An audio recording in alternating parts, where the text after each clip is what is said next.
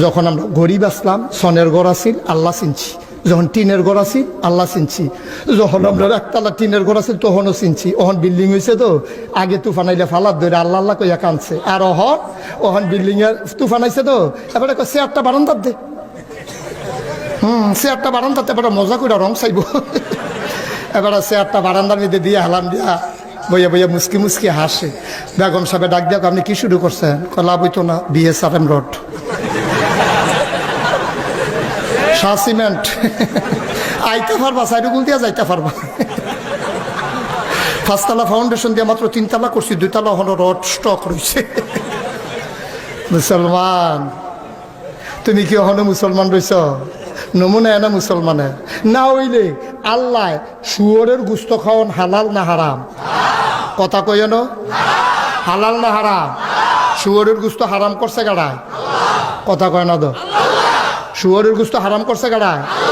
যে বেড়া সব সময় চর্বি পছন্দ করে এবারে কইয়া যাইতেছে। আজ একটা তথ্য দেই, পৃথিবীতে সবচেয়ে বেশি যেই গুস্তের ভিতরে চর্বি বেশি হলো শুয়োরের গুস্ত।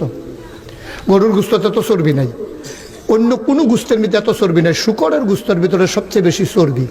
এখন যে বেড়া চর্বি পছন্দ করে এ বেটারে যদি কই যে আপনি 2 টুকরা শুয়োরের গুস্ত চর্বিওয়ালা খাইবেন, ফেস দিয়া বুনা করে দেন, এবারে খাইব? এবারে বেশিতে বেশি হলে ফেস দি বাচ্চা খাইয়া লাইব, দাম বেশি তো।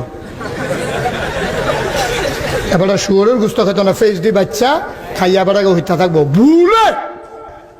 ভুলে যদি কেউ একটা শুয়োরের গুস্ত খাইয়া লায়, পরে যদি হুনে যেতে শুয়োরের গুস্ত খাইছে তা আঙ্গুল দিয়া বমি করতে চাইব, ঠিক কিনা কন? তাইলে শুয়োরের গুস্ত কি হালাল না হারাম? এবার একটা সিহন কথা, এবার কার উপরে জানি কারে যে লইয়া পড়ে, ও দৈরাবন দৈরাবন। শুয়োরের গুস্ত যেমন হারাম, এইরকম হারাম আর আসেনি? কথা কয় না রে? শুয়োরের গুস্তের মতো হারাম আর কিচ্ছু আসেনি? তাইলে শুয়োরের গুস্ত আমরা তারা ফেস দিয়ে বুনা করে দিলেও খায় না, খাইয়া লাইলেও আঙ্গুল দিয়া বমি করে। শুয়োরের গুস্ত যেই রকম হারাম, সুদ খাওয়াও ঠিক সেই রকম হারাম, ঠিক কিনা?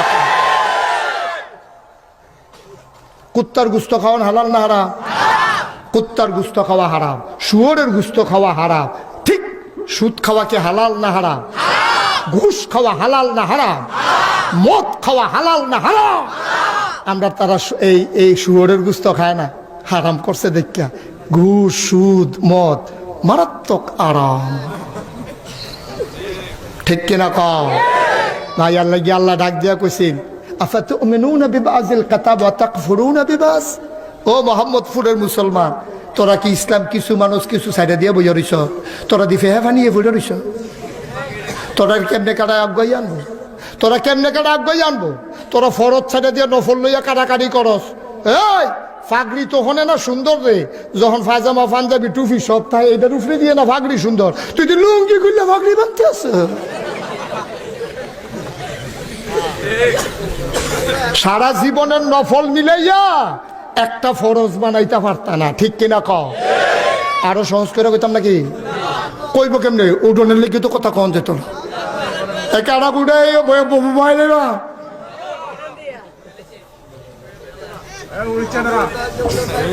উডন নাই, এই সুইটটা দুইটা আটতে আছে বোয়ার নাকি রে? এটা তো পুরা বাগমারা মাহফিলের মতো অনটেস্ট তারিকাটায় তুলছে। বাগমারা মাহফিল কথাটা কইলে আমরা কি? বাগমারা মাদ্রাসার মাহফিল অক্টোবর মাসে ওয়াজ করতাম, গেলাম না ঘন্টাখানে ওয়াজ করে সারছি। পরে দেখি যে একটা সুইটটা উঠছে, 27 বছর বয়স। তারে যে গেলাম কি তার উঠছত কে রে? উঠছি না উঠাইছে। ক্যারাইডি কয় লগের তারা। আমি কিতা কইয়া তুলছে? কয় তারা কইছে হুজুরের মাহফিলতে তো উঠন জানা, তুই উঠটা চা দেখি নমুনা রাখি রহ, যদি নমুনা বালা দিই উঠটালা না হলে বইয়া লাইবি তুইও আমরাও। তো যখন উঠতে দেরি, যখন দমক দিছে তারা নিয়ত ভেঙ্গা লাইছে। লড়াছড়া করো না, সাফা দিয়াব। যেই কথাটা কইতাম ইসলাম 1000 বছরের নফল সব দি মিলাইলে একটা ফরজ বানান যাবনি। নোয়া খেললে এক হুজুর আইসে ওয়াজ করতো, কি খেললা? কথা কয় না রে, কি খেললা? কি খেললা? নোয়া খেললে হুজুর আইসে ওয়াজ করতো। হুজুরে আবার সিহন কথা জানে। হুজুর রে ফলাফাইনে প্রশ্ন করছে, হুজুর কয়টা নফল মিলাইলে একটা ফরজ হয়? হুজুরে কয় সারাটা বাংলাদেশে ওয়াজ করলাম, এখান সিহন কামলা রে, এখান এরকম এই মানকা সিফা থালাই দিছে দি আমারে। কয়টা নফল মিলাইলে একটা ফরজে হুজুরে তো শরীরটা গান দিয়া লাইছে হুজুরে আটকা আল্লাহ আল্লাহ বুদ্ধি দেয় তো সব আল্লাহ কয় না আটকা বুদ্ধিটা মাথা তাইছে পরে হুজুরে মুসকি হাসি দিয়া কয় তোমরা না কিতা জিজ্ঞাসো কয় হুজুর কয়টা নফল মিলাইলে একটা ফরজ হয় কয় যতটা সুপারি গাছ মিলাইলে একটা নারকেল গাছ হয়